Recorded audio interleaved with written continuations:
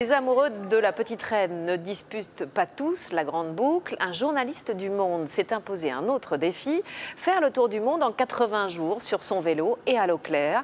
Il est parti depuis quelques jours et relate chacune de ses péripéties dans son journal. Audrey Richier, Bernie Mériot, Alain Locasio.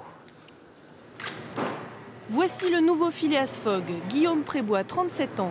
Même œil espiègle, même soif d'aventure et surtout même défi, le tour du monde en 80 jours. Mais pour lui, exit paquebot, train, éléphant et autres montgolfières. Son truc, c'est la petite reine. C'est un tour du monde qui a pour objectif de montrer qu'on peut pédaler à l'eau claire, aller loin, aller vite aussi, se lancer des défis tout en respectant l'éthique. Vivre de vélo et d'eau fraîche, c'est le credo de ce journaliste. Déjà en 2007, il fait le Tour de France un jour avant les professionnels. Son but, militer pour un cyclisme propre et tenir une chronique chaque jour dans le journal Le Monde. Aujourd'hui, même mission, mais à l'échelle de la planète, avec autour du bras le bracelet du vrai cycliste. Un vrai cycliste, c'est une personne qui ne triche pas, qui pédale avec ses propres forces.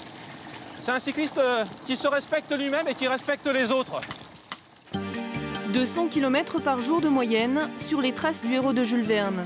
Au programme, passage en Italie, en Grèce, en Inde, en Australie, aux États-Unis et enfin en Angleterre, avec 4 transferts aériens. On est sur 13 500 km environ de distance globale à vélo. Donc c'est un beau challenge, c'est comme un Tour de France puissance 4. Premier coup de pédale, sous l'œil admiratif des collègues. Départ pluvieux, départ heureux, la maxime prend tout son sens dès le début du périple. Pour relever le défi, retour obligatoire à Paris avant le 26 septembre. Si vous vous promenez pendant ce long week-end férié à Mirande dans le Gers, ne soyez pas surpris.